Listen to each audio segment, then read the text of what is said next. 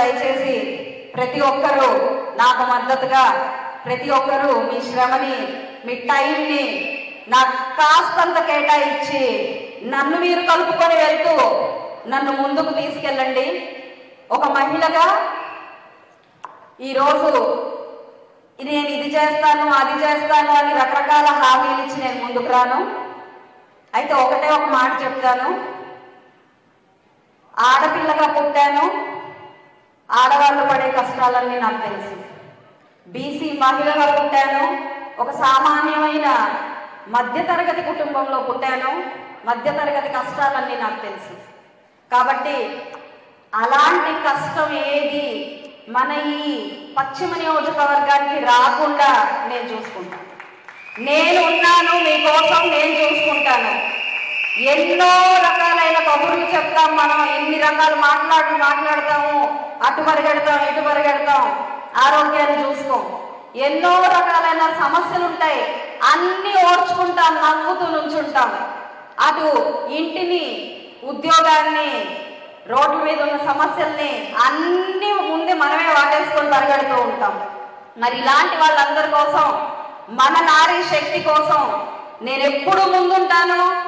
ఒక ఉమెన్ సెల్ని మన గుంటూరు పశ్చిమ నియోజకవర్గంలో ఏర్పాటు చేసుకొని మన సమస్యలు మనమే తీర్చుకునేలాగా, నాకు మీ ప్రతి ఒక్క సమస్యని ఆ సెల్ ద్వారా మీరు నాకు అందేలాగా చేస్తే మరుక్షణం మీ ముందు నేను ఉంటాను.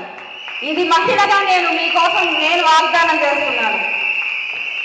కాబట్టి ప్రతి ఒక్కరూ రానున్న ఎన్నికల్లో అక్క చెప్పారు, బూత్ దగ్గర నుంచొని ఏంటి చూస్తున్నావు అని అనమని అందాం.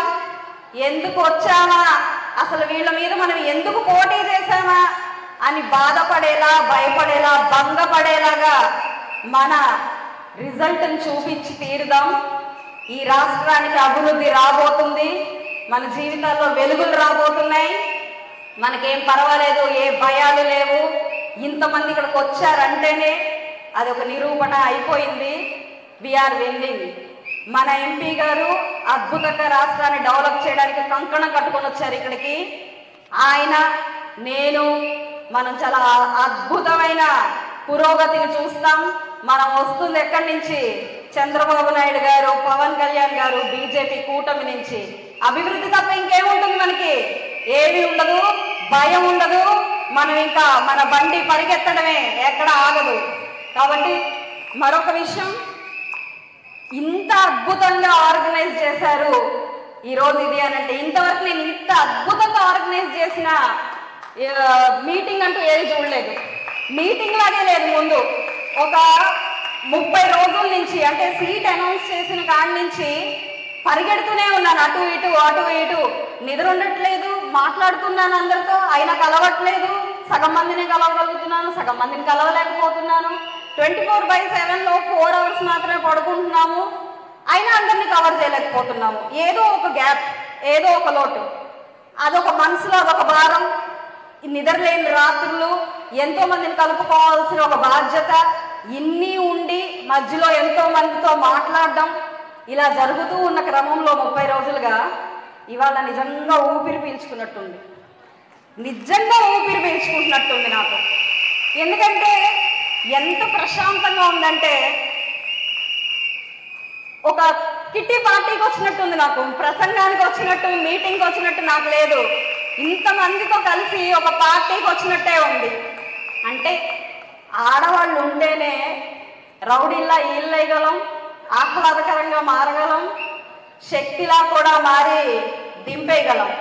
కాబట్టి మనందరం ముందుకు సాగుదాం, కలిసికట్టుగా రేపొద్దున ప్రూవ్ చేసి చూపిద్దాం. ఒక నామినేషన్ రోజే క్లియర్ అయిపోవాలి. లేడీస్, ఆడవాళ్ళు, మహిళా గళం, మహిళా ప్రపంచం నామినేషన్ రోజు మరొక్కసారి స్టేట్ మొత్తానికి చూపిద్దాం.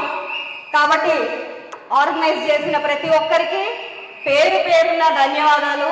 విచ్చేసిన అక్క చెల్లెలకి, అమ్మలకి, ప్రతి ఒక్కరికి పేరు పేరున పాదాభివందనాలు చేస్తూ, ఇంతటి అంటే పిలవగానే అమ్మ రావాలి, అక్క రావాలి అనగానే ఎక్కడి నుంచో వచ్చిన మన రూపా గారికి, రత్న గారికి, రజనమ్మకి, నన్నపనేని రాజకుమారి గారికి, అలాగే జ్యోత్స్నమ్మకి పేరు పేరున నేను కృతజ్ఞతలు చెప్పుకుంటూ ఈ అవకాశం ఇచ్చిన ప్రతి ఒక్కరికి థ్యాంక్స్ చెప్తూ సెలవు తీసుకుంటున్నాను.